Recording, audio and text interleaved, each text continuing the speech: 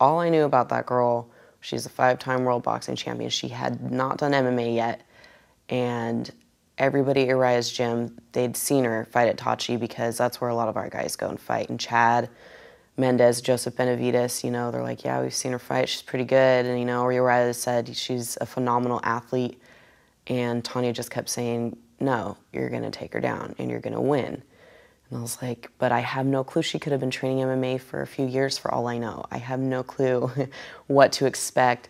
Not to mention she's got reach. She's got all these advantages on me, 30-something fights. You know, it might not be as easy as I think. So my game plan was to go in there and jump guard because that's what I felt comfortable in doing. I didn't want to stand with a boxer like that. I don't even think my legs were as long as her arms, you know? How am I going to get in and reach her?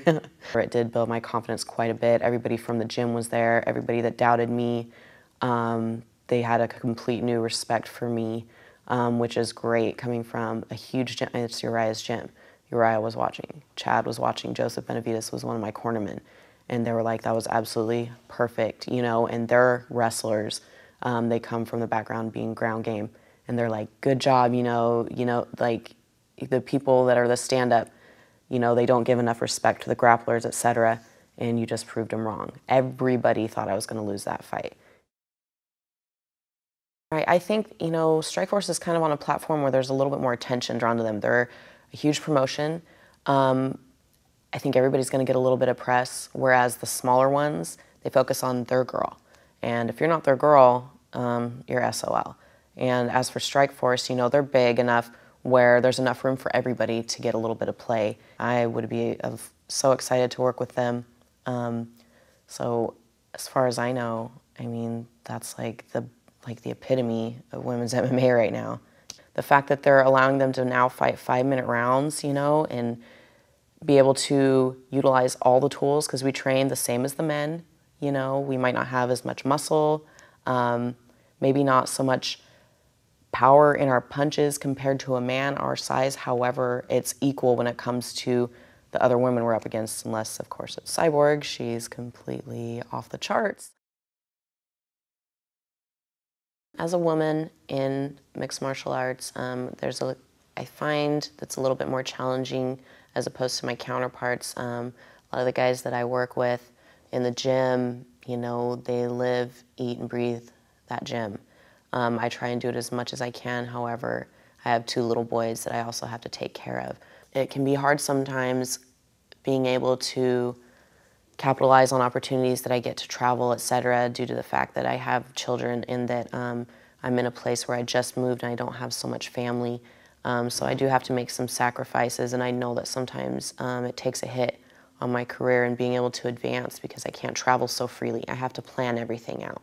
I'm also a student. I have a bunch of homework to do that's due tonight.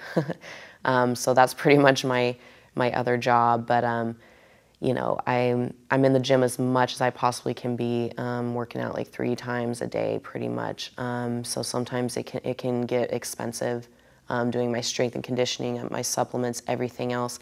As a student and a single mother, it can be really taxing.